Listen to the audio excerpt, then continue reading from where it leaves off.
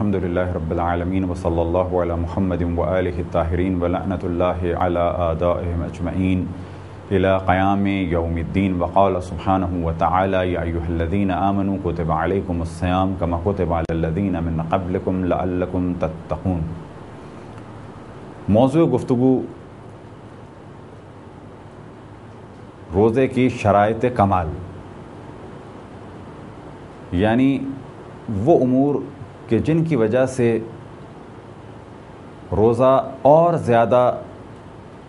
بلند مقام پر فائز ہوگا اور اس کا زیادہ سے زیادہ ہمیں ثواب ملے گا۔ ان میں سے سب سے اہم چیز ہے اللہ سبحانہ و تعالیٰ کی معرفت، کہ جتنی ہم زیادہ معرفت حاصل کریں اتنا زیادہ ہمیں روزے کا ثواب ملے گا۔ اور اسی طریقے سے خود احکام خداوند تبارک و تعالیٰ کی معرفت، اور خصوصاً روزے کی معرفت کہ روزہ کیا ہے اور کیا اس کے فوائد ہیں،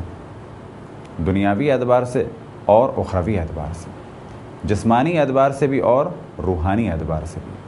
البتہ روزے کا اصل ہدف کہ جس کی جانب اللہ سبحانہ و تعالیٰ نے توجہ دلائی وہ ہے لعلکم تتقون، کہ تم شاید تقوی اختیار کرو۔ تو اصل چیز کہ جو روزے میں مد نظر رکھی گئی وہ ہمارا تقوی ہے، کہ ہم پاک و پاکیزہ ہوں، ہمارے قلوب پاک اور پاکیزہ ہوں۔ اسی طریقے سے شرائط کمال میں سے ایک شرط اور مستحب امور میں سے ایک مستحب امر وہ ہے کثرت سے تلاوت قرآن مجید، اور خود تلاوت ایک جانب اور تفکر اور تدبر قرآن مجید کی آیات میں یہ ایک اہم ترین عبادت ہے۔ بعض دفعہ لوگوں کے ذہن میں سوال آتا ہے کہ آیا تلاوت قرآن مجید کا جب کہ ہم نہ سمجھ رہے ہوں کوئی ثواب ہے؟ تو جواب یہ ہے کہ اگر آپ نہیں سمجھتے تو بھی قرآن مجید فرقان حمید کی عربی میں تلاوت کا ثواب ہے، اسی طریقے سے دیکھنے کا ثواب ہے، اسی طریقے سے قرآن مجید کے حروف کو چھونے کا، البتہ شرائط کے بعد، یعنی اگر کسی نے وضو کیا ہوا ہے اور پاک اور پاکیزہ ہے تو قرآن مجید کو خود لمس کرنے کا، قرآن مجید کو چھونے کا، قرآن مجید کے حروف کو تبرکاً چھونے کا بلا شک ایک فائدہ ہے، دنیا میں بھی اور آخرت میں بھی۔ اسی طریقے سے شرائط کمال میں سے ایک شرط اور بہتر امور میں سے ایک امر وہ یہ کہ انسان روزے میں مشقت برداشت کرے، یعنی اگر کوئی شخص سو کے روزہ گزار سکتا ہے تو اس سے کہا جائے گا کہ سونا جائز ہے، لیکن بہتر یہ ہے کہ اپنی زندگی جو روٹین کے مطابق ہے اسے گزارو اور مشکل برداشت کرو۔ گو کہ اگر مشکل برداشت نہیں کرو گے تو بھی تمہارا روزہ صحیح ہے، لیکن اگر تم مشکل برداشت کرو گے تو اس روزے کا زیادہ تمہیں ثواب ملے گا۔ اسی طریقے سے ہر مکروہ عمل سے بچا جائے، یہ بھی شرائط کمال میں سے ایک شرط ہے، اور مستحب امور کو انجام دیا جائے۔ روزہ دار کے لیے مستحب امور میں سے ایک امر کہ پورے دن جتنا ہو سکے اچھے سے اچھے کام کرے، اور بلا شک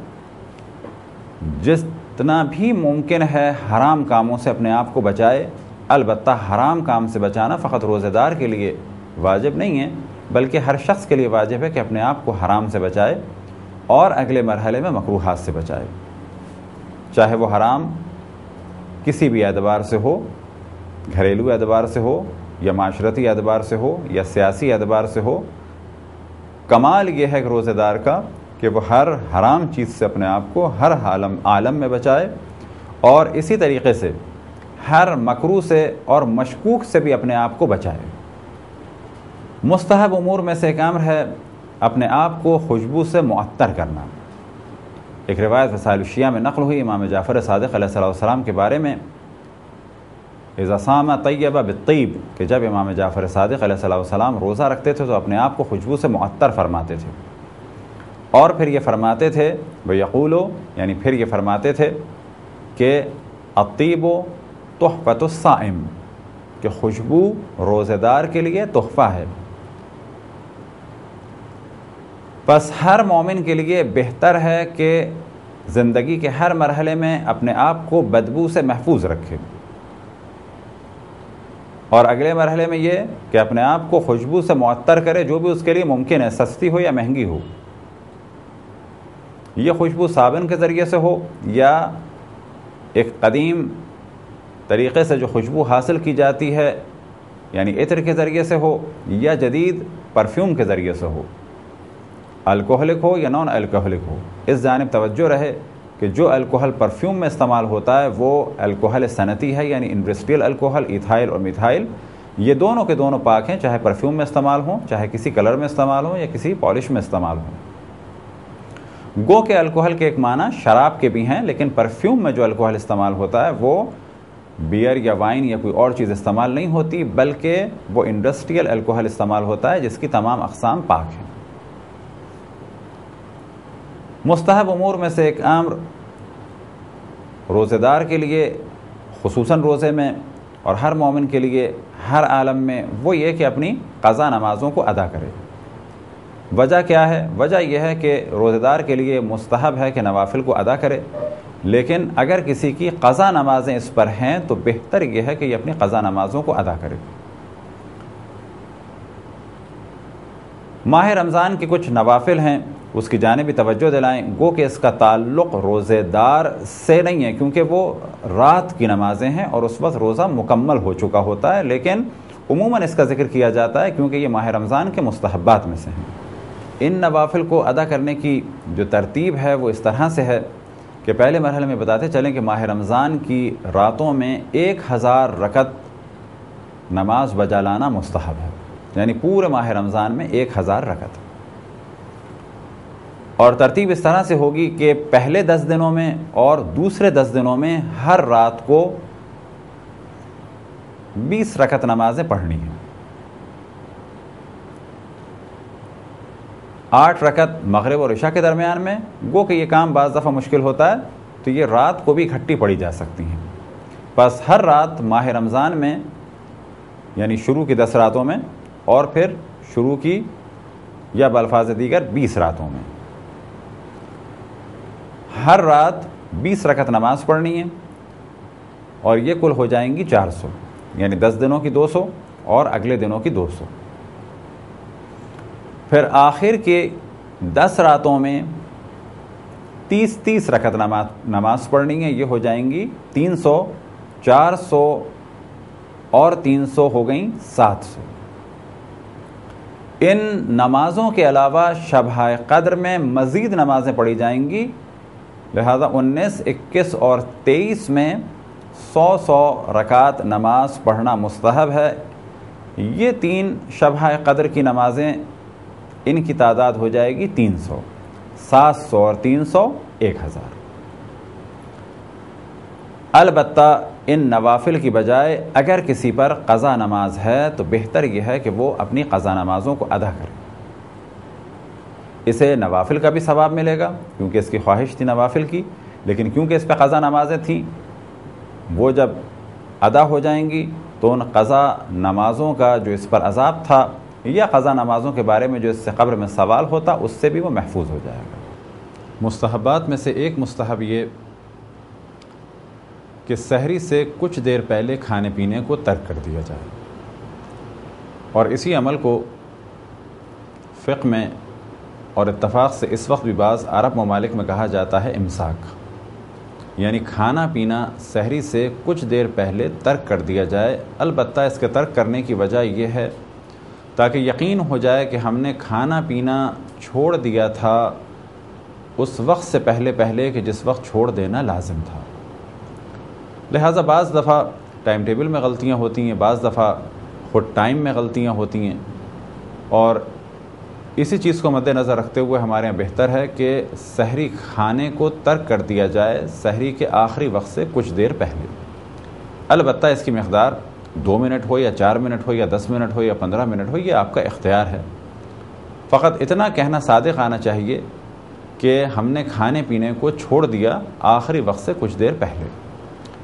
اسی طریقے سے افطار کرنا مستحب ہے کہ مغرب کے کچھ دیر کے بعد افطار کیا جائے. یہ بھی اس لیے تاکہ یقین ہو جائے کہ ہم نے اس وقت تک روزہ رکھا جب تک کہ روزہ رکھنا واجب تھا. اب کتنی دیر کے بعد کیا جائے؟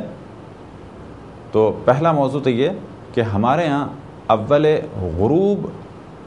افطار کا وقت نہیں ہے، بلکہ اس کے کچھ دیر کے بعد ہے، کہ جب سیاہی پھیلنے لگے، یا بالفاظ دیگر کہ جب کہا جا سکے کہ رات کی ابتدا ہے، کیونکہ اللہ سبحانہ و تعالیٰ کا ارشاد ہے ثم اتموا الصیام الی اللیل، اور اپنے روزوں کو مکمل کرو رات تک۔ رات عام طور پر مغرب کو نہیں کہا جاتا، مغرب کے کچھ دیر کے بعد، اور یہ کچھ دیر کے بعد تقریباً یہی 8 سے 10 منٹ کے بعد۔ البتہ بہتر ہے کہ اس کے بھی کچھ دیر کے بعد افطار کی جائے، تاکہ یقین ہو جائے کہ وہ مرحلہ آ گیا کہ جب روزہ مکمل ہو جاتا ہے۔ اسی طرح سے مستحب ہے کہ افطار کیا جائے مغرب اور عشاء کی نماز کے بعد، البتہ یہ ثواب اور استحباب اس صورت میں ہے کہ جب رغبت ہو نماز کی جانب۔ فرض کریں کہ ایک شخص خضوع و خشوع کے ساتھ نماز مغرب اور عشاء پڑھ سکتا ہے، تو بہتر ہے کہ مغرب اور عشاء کے بعد افطار کرے۔ ایک شخص میں فقط اتنی طاقت ہے کہ وہ نماز مغرب پڑھ سکتا ہے خضوع و خشوع کے ساتھ، تو بہتر ہے کہ نماز مغرب کے بعد افطار کرے۔ ایک شخص ایسا ہے کہ جسے پیاس کا اتنا زیادہ غلبہ ہے اور وہ جانتا ہے کہ اگر میں نماز شروع کروں گا تو میری زیادہ توجہ کھانے پینے کی جانب ہوگی، تو اس کے لیے بہتر ہے کہ یہ پہلے ہی کھا لے۔ لہذا خود ہم بھی بعض دفعہ فوراً وقت ہوتے ہی یا زیادہ سے زیادہ 1-2 منٹ انتظار کیا اور نماز سے پہلے افطار کر لیتے ہیں۔ کبھی بھی اس کا خیال نہیں کرتے کہ بعض دفعہ کوئی یہ کہے کہ جی مولانا پہلے افطار کر رہے ہیں، کیونکہ ہمیں خیال کرنا ہے فقط اللہ سبحانہ و تعالیٰ کا۔ اب اگر ہم ایسی نماز پڑھیں کہ جس میں خضوع و خشوع نہ ہو، تو بہتر ہے کہ پہلے تھوڑا سا کچھ کھا لیں اور پی لیں۔ بس بہتر ہے کہ مغرب اور عشاء کی نماز کے بعد، البتہ کب کہ جب مغرب اور عشاء میں خضوع و خشوع باقی رہے۔ اب اگر کسی کو بھوک کا غلبہ ہے تو بہتر ہے کہ وہ پہلے کھا لے اور پی لے، لیکن ساتھ ہی بہتر ہے کہ نماز کو وقت فضیلت میں انجام دے۔ یہ کس طریقے سے ممکن ہے کہ ہم کھا بھی لیں اور پی بھی لیں، افطار بھی کر لیں اور نماز بھی وقت فضیلت میں ہو جائے؟ تو جواب یہ ہے کہ فرض کریں بہت زیادہ پیاس لگ رہی ہے، بہت زیادہ بھوک لگ رہی ہے، ایک کھجور کھایا، تھوڑا سا شربت پیا، تھوڑی سی چیز کھا لی، اور اس کے بعد اپنی نماز کو وقت فضیلت میں انجام دے دیا،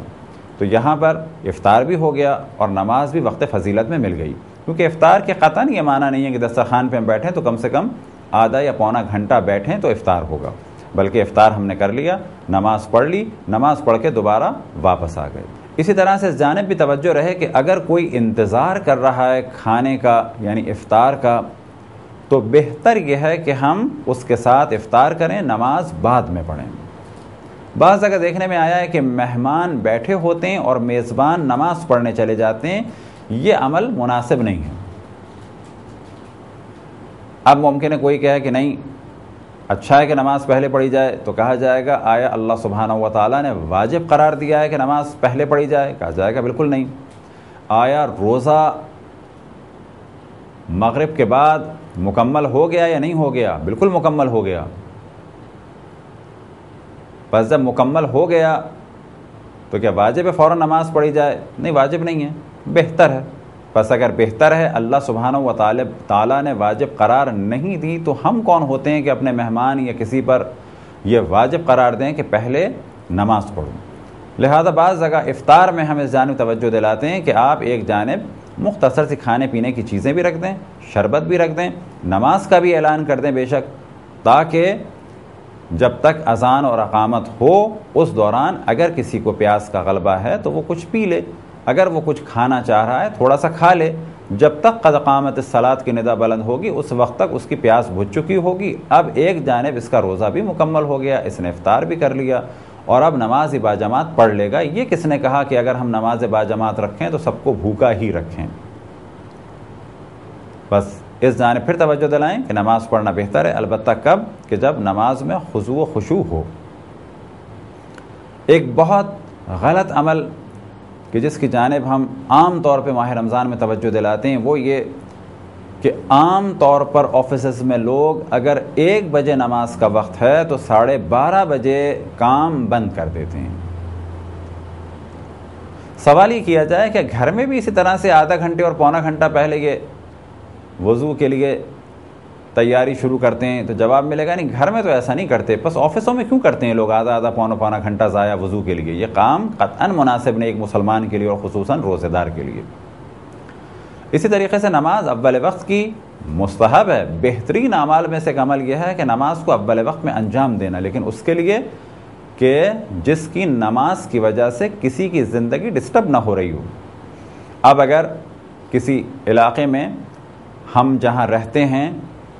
ورکنگ آورز جو ہیں وہ 2 بجے تک ہیں، بل جمع کرانے کا ٹائم 2 بجے تک ہے، یا یہ کہ بل جمع کرانے کا ٹائم یا پبلک ڈیلنگ 1 بجے تک ہے، تو کسی بھی صورت 1 بجے سے پہلے اس کھڑکی کو ترک کرنا قطعاً مناسب نہیں، یہ کام چوری بھی ہے اور لوگوں کے حق کو ضائع کرنا بھی ہے۔ ہم اے سی میں بیٹھے ہیں، لوگ باہر 40 ٹیمپریچر میں 45 ٹیمپریچر میں باہر کھڑے ہیں، ہم 1 بجے کے بجائے 12:30 بجے کھڑکی بند کر دیں، لوگوں سے بل لینا بند کر دیں اس نام سے کہ ہم نمازی ہیں اور ہم روزہ دار ہیں، ہم جماعت سے نماز پڑھیں گے، بس یہ لوگ جو باہر کھڑے ہیں یہ کون ہیں؟ کیا ان کا روزہ نہیں ہے؟ کیا ان کو نماز کی فکر نہیں ہے؟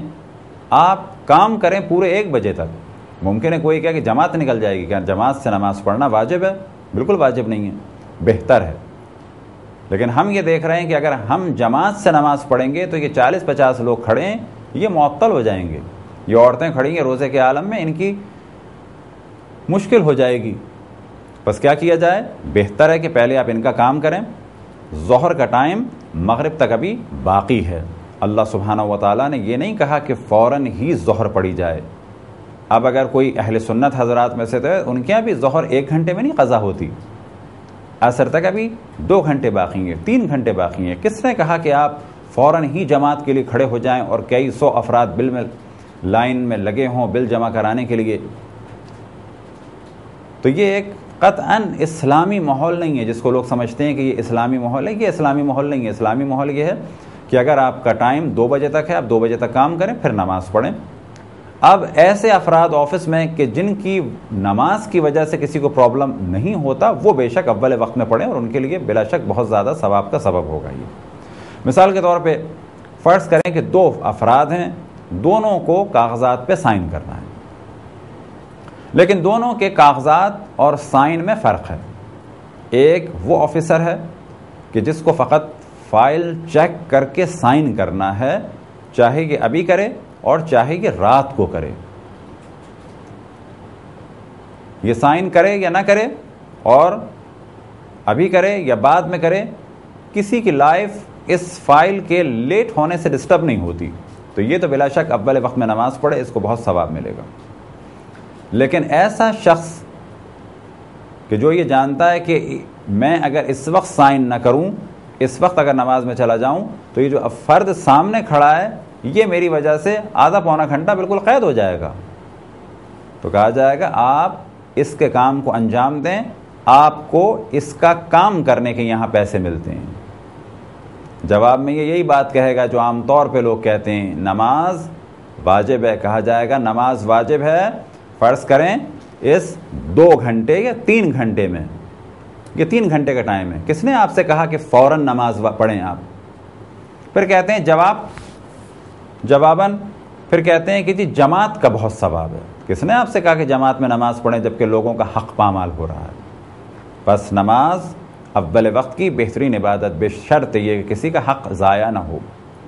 نماز جماعت سے بہترین عبادت، بشرط یہ کہ کسی کا حق ضائع نہ ہو۔ روزہ دار کے لیے مستحب ہے کہ وہ مسواک کرے، یعنی اپنے دانتوں کو صاف کرے۔ اب پھر اس جانب ہم توجہ دلائیں، اور پہلے بھی توجہ دلائی کہ سواک یا مسواک کے معنی نیم کی لکڑی یا کوئی خاص لکڑی مراد نہیں ہے، بلکہ ہر وہ چیز کہ جس سے دانتوں کو صاف کیا جائے، چاہے وہ انگلی کے ذریعے سے ہو اور چاہے انگلی پہ ایک باریک کپڑا لپیٹ کے دانتوں کو صاف کیا جائے، جیسا کہ سابقہ ایام میں کیا جاتا تھا اور کتب فقہ میں اس چیز کا ذکر ہے، یا جو ہمارے معاشرے میں سابقہ ایام میں مشہور تھا کہ مختلف قسم کے منجن بنائے جاتے تھے مختلف جڑی بوٹیوں سے، وہ بھی مسواک ہے۔ اسی طریقے سے کوئلے کے ذریعے سے اگر منجن بنایا جائے وہ بھی مسواک میں آتا ہے۔ تو مسواک کرنا روزہ دار کے لیے مستحب ہے۔ بعض دفعہ لوگ تصور کرتے ہیں کہ شاید مسواک کرنا مکروہ ہے، ایسا تصور بالکل غلط ہے۔ ہاں، منہ کو ٹھنڈا کرنے کے لیے کلی کرنا مکروہ عمل ہے، اس کی جانب ہم نے پہلے بھی توجہ دلائی، لیکن اگر کوئی محسوس کر رہا ہے کہ میرے منہ سے بدبو آ رہی ہے تو اس کے لیے مسواک کرنا کسی بھی طریقے سے مستحب ہے، اور ساتھ ہی یہ کہ 3 دفعہ تھوک دے۔ فرض کر لیں ہم نے مسواک کر لی، منہ اپنا صاف کر لیا، اب ہمارے منہ میں صاف پانی کے علاوہ کچھ بھی نہیں ہے، تو بہتر ہے کہ 3 دفعہ پہلے اسے تھوکیں اور اس کے بعد سانس لیں، یا اس کے بعد جو لعاب دہن ہے اس طریقے سے اس کو پھر اگر نکلیں تو کوئی حرج نہیں ہے، لیکن بہت زیادہ تاکید ہے کہ 3 دفعہ تھوک دیا جائے تاکہ یقین ہو جائے کہ پانی حلق کے نیچے تک نہیں پہنچا۔ یہ تصور کہ روزے دار کے منہ سے بدبو اگر آئے تو یہ بہتر عمل ہے، نہیں، قطعاً بہتر عمل نہیں ہے۔ ہاں، روایت میں اس جانب توجہ دلائیے کہ روزے دار کے منہ کی بدبو ملائکہ کے لیے خوشبو کے طور پر ہے۔ یہاں پر اس روایت میں کہیں بھی یہ نہیں ہے کہ اب ہم اپنے منہ سے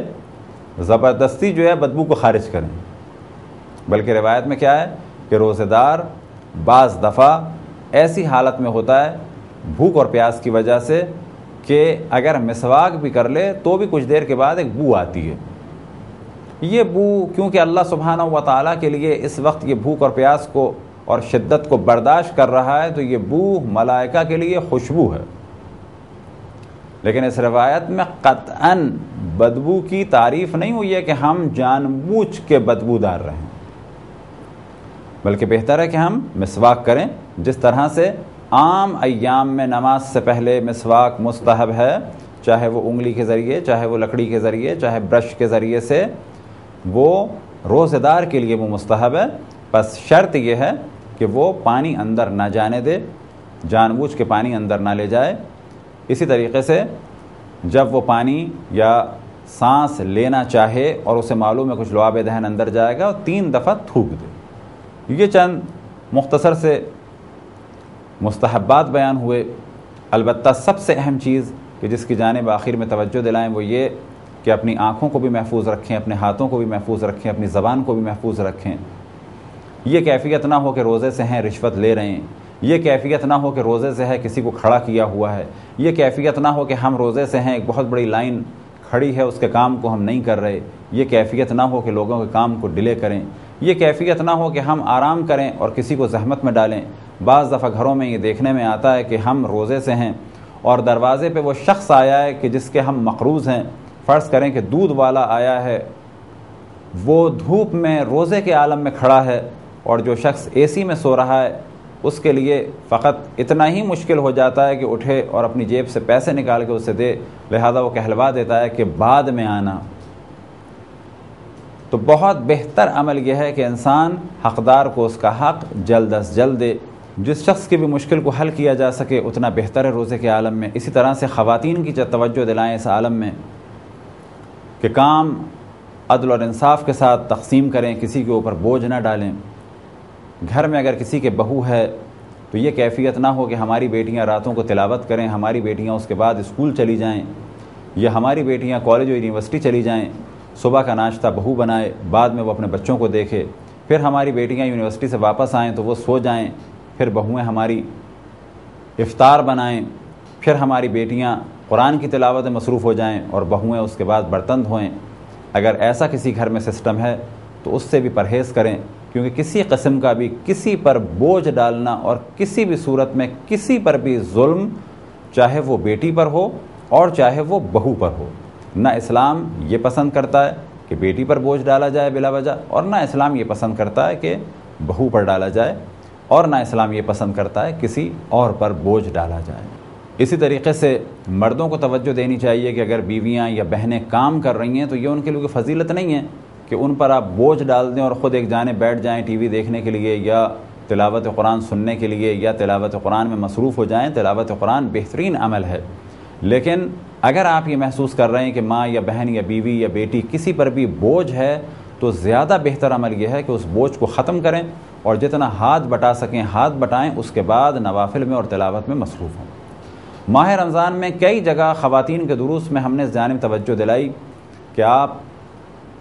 جب دروس میں آئیں تو اس جانب توجہ رکھیں کہ یہ کیفیت نہ ہو کہ صبح کالج یا اسکول چلی گئیں، دوپہر کو اس کے بعد یہاں ہمارے درس میں آ گئیں، اب یہاں سے اب افطار پر پہنچیں تو آپ کے لیے دسترخوان لگا ہوا ہو۔ اگر یہ کیفیت ہے کہ آپ دین کے نام سے اس طرح سے درس میں آئیں اور اس کے بعد دوسروں پر بوجھ بنیں تو یہ مناسب نہیں، بلکہ بہتر یہ ہے کہ دین کا علم ماہ رمضان میں بھی حاصل کریں، لیکن یا سحری یا افطاری کے بعد یا گھر کا کوئی اور کام اپنے ذمے لیں تاکہ دوسرے روزے داروں کی مشکل کو کم کریں۔ یہ کمال نہیں ہے، یہ دین نہیں ہے کہ خود درس و دروس میں شرکت کریں اور دوسروں پر مشکل ڈال دیں اور اپنا کام بھی دوسروں کے سپرد کر دیں۔ خداوند تبارک و تعالیٰ سے دعا ہے کہ بحق محمد و آل محمد ہمیں صحیح معنی میں روزے رکھنے اور اس سے بہرہ مند ہونے اور اپنی معرفت اور اپنے حبیب کی معرفت اور حبیب کے اوصیاء اہل بیت علیہم الصلاۃ والسلام ائمہ اثنا عشر کی معرفت، خصوصاً امام زمان علیہ الصلاۃ والسلام کی معرفت اور اطاعت کی توفیق عطا فرمائے۔ وصلی اللہ علی محمد و آلہ الطاہرین۔